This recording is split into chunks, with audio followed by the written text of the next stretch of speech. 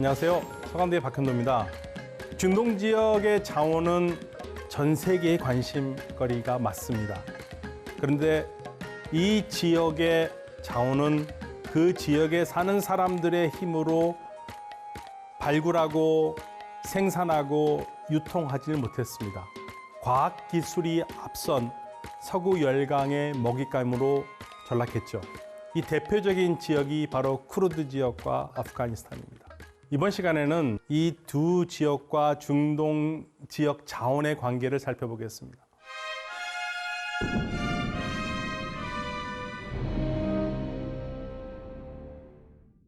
이 쿠르드는 팔레스타인 사람들과 함께 국가를 이루지 못한 중동의 대표적인 민족입니다. 종교는 순니파 이슬람이 압도적인 다수인데요. 언어적인 측면에서 쿠르드인들은 인도 유럽어족에 속하기 때문에 이란어와 가깝습니다.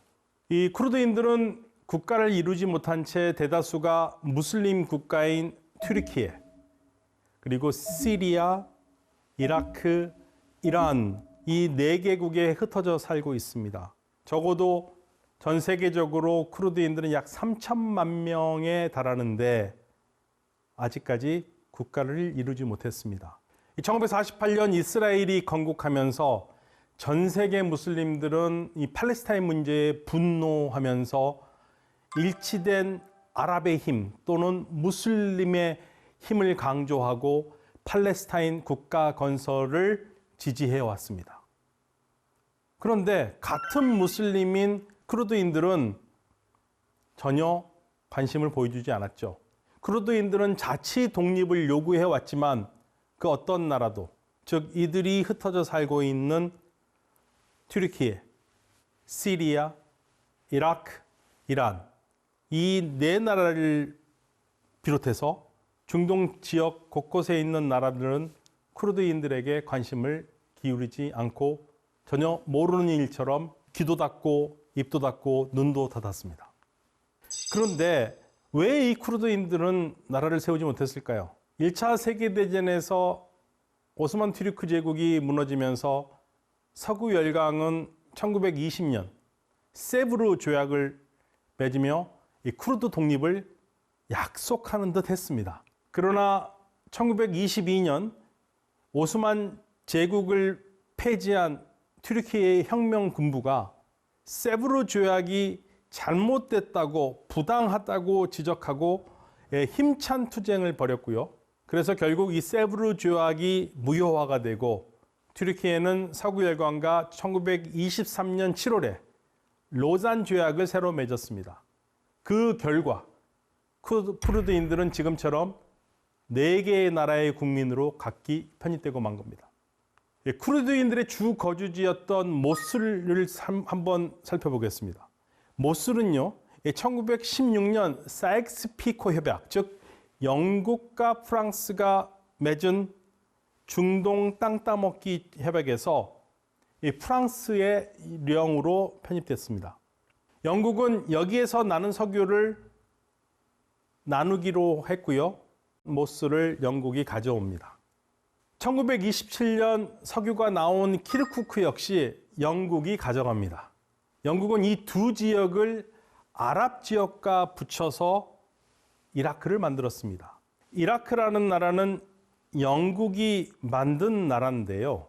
사실은 이라크는 쿠르드, 아랍 순니, 아랍 시아 3개의 다른 정체성을 가진 사람들이 사는 지역인데 이들을 합쳐서 이라크라는 나라를 만든 거죠. 1941년 이란 북부로 진출한 소련은 이 이란 북부 지역을 소련령으로 귀속시키고자 이 쿠르드 민족주의를 은밀하게 후원하였습니다. 그래서 쿠르드인들은 1946년 1월 22일 이란 북부에 마하바드 공화국을 세웠습니다. 처음으로 독립의 기운이 드세진 거죠. 그러나 안타깝게도 소련군이 물러나면서 그의 12월 독립의 꿈을 접어야 했습니다. 마하바드 공화국은 근대 들어 아주 짧게나마 잠시 들어선 유일한 쿠르드 국가입니다. 2003년 이라크 사담 후세인 정권이 무너지면서 오랫동안 박해를 받았던 이라크 쿠르드인들에게 서광이 비쳤습니다. 우리 국군 자이툰 부대가 주둔한 아르비를 수도로 한 쿠르드 지역 정부가 들어선 거죠. 2011년 시리아 내전이 발발했고요. ISIS라는 정말 패륜적인 근본주의자들이 이 지역에서 나오면서 많은 사람들을 괴롭혔고 많은 사람들의 목숨을 앗아갔습니다. 특히 ISIS가 활동하던 지역이 쿠르드 지역과 밀접한 관계가 있는데요. 이들은 쿠르드 지역에 있는 쿠르드인들을 박해하고 죽였습니다. 이때 이라크와 시리아에서 수많은 쿠르드인들이 희생당하였고 이 희생을 당하면서도 이 쿠르드인들은 악정고투하면서 끝까지 싸웠습니다. 왜 싸웠을까요? 그들은 바로 독립국을 이루기 위해서 열심히 싸웠습니다. 이라크에서 ISIS 세력 소멸을 공식적으로 발표하기 직전인 2017년 9월 이라크 쿠르드 지역의 바르자니 대통령이 이끄는 이라크 쿠르드 지역 정부는 국제사회가 말렸는데도 불구하고 독립투표를 강행했습니다. 내부 정치적 계산도 있긴 했지만 무엇보다도 ISIS 격퇴에 공을 세우면 미국이 독립을 지원해 줄 것이라는 기대를 지니고 있었고 또 많은 사람이 알고 있는 대로 쿠르드인들이 아니었더라면 ISIS를 무찌를 수도 없었을 것입니다.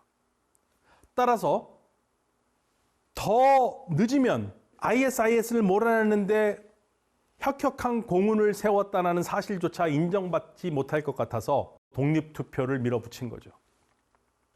이 독립투표는 92.7%라는 압도적인 찬성률을 기록했습니다.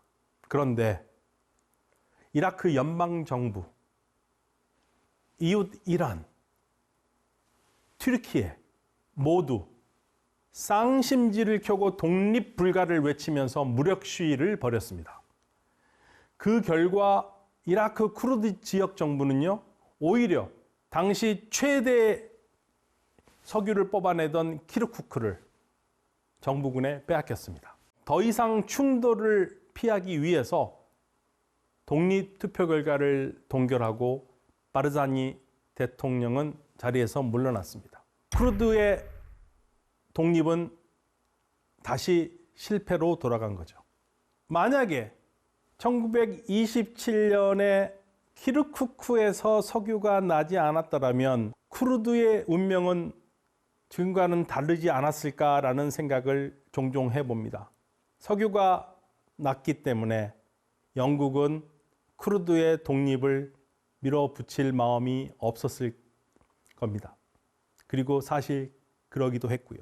그래서 석유 때문에 쿠르드의 독립은 물 건너갔다면 이번에는 아프가니스탄의 악마의 대명사 이들을 생각하지 않을 수 없습니다.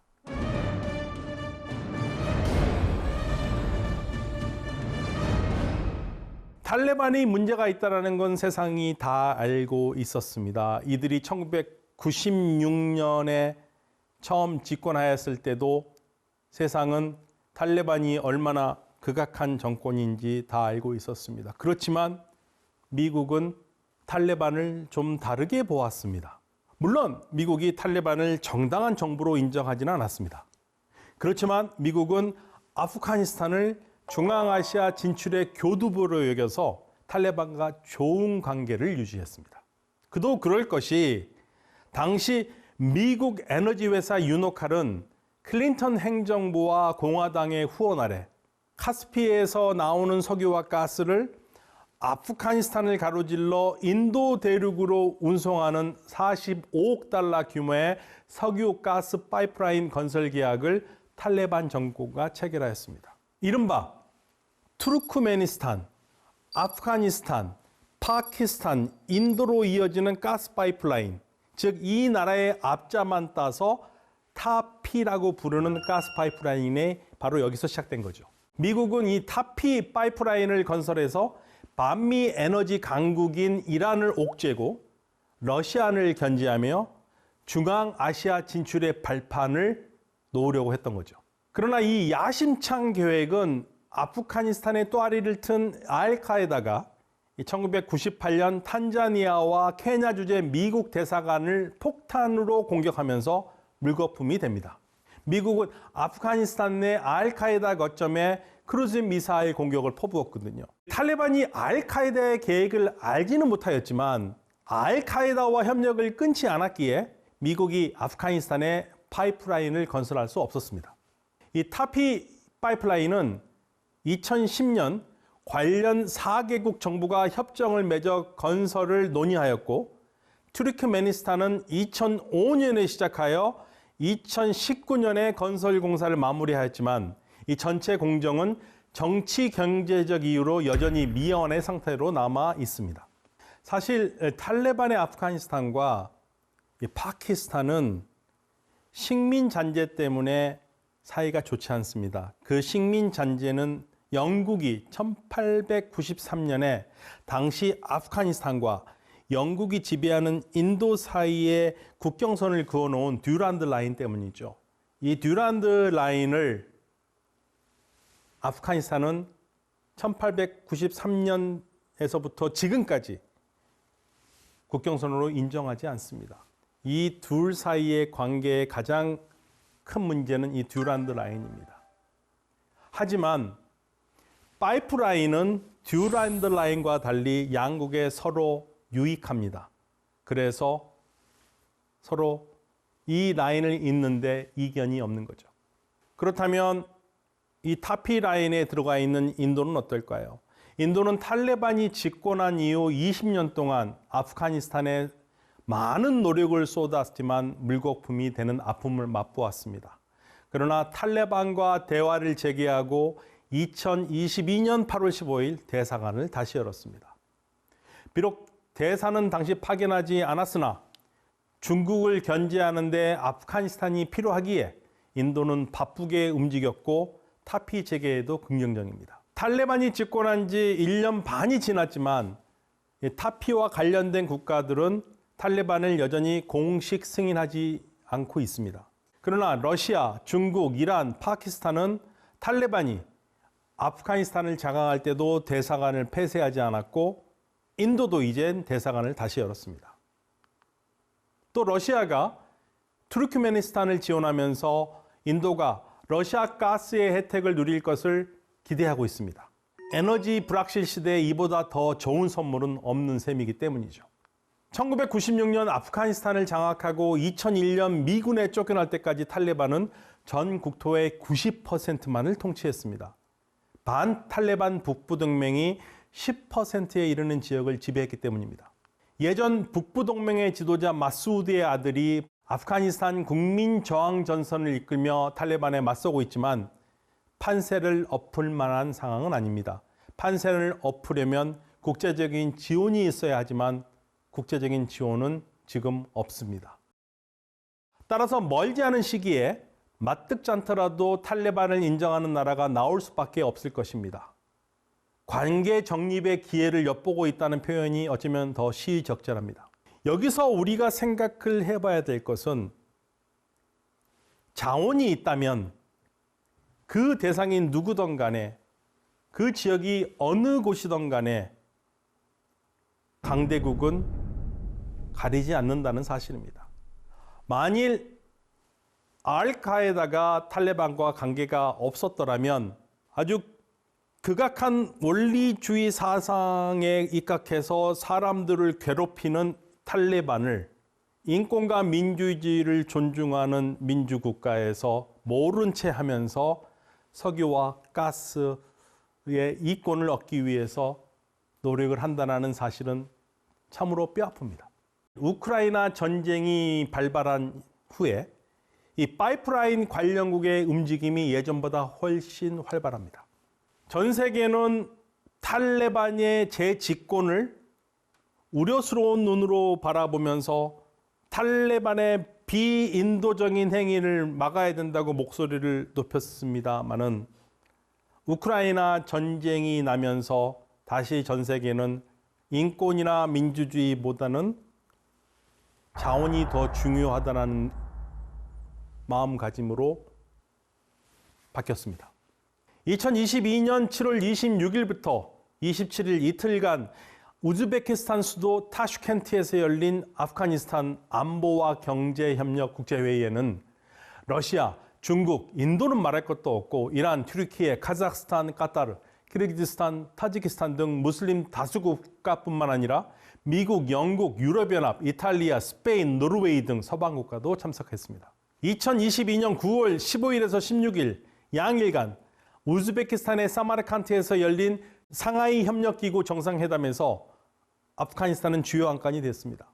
상하이 협력기구의 전신은 중국, 러시아, 카자흐스탄, 키르기즈스탄, 타지키스탄이 상호 안보 협력을 다짐하여 1996년에 발족한 상하이 5개국 기구였습니다. 아프가니스탄을 교두보로 중앙아시아로 진출하는 미국을 막기 위해 중국과 러시아가 함께 손잡고 만든 기구입니다. 그런데 이제 상하이 협력기구가 통합정부를 구성하고 여성 인권을 개선해야 지원하고 더 나아가 정부로 승인할 수 있다는 자유민주주의 세계의 압력은 모르는 채 하고 아프가니스탄을 온전히 품기 위해 노력하리라 생각하니 국제정세라는 것이 참으로 모질기 그지없습니다. 국가를 이루지 못하고 4개의 나라에서 뿔뿔이 흩어져 사는 쿠르드인들, 그리고 여성을 박해하고 인권을 무시하는 탈레반, 이들을 대하는 국제사회와 중동 지역 국가들의 태도를 보면 헤게모니와 에너지가 예나 지금이나 여전히 사람보다 더 중요한 것 같습니다. 사람보다 더 중요한 에너지, 그 슬픈 사실을 다시 한번 떠올립니다. 감사합니다.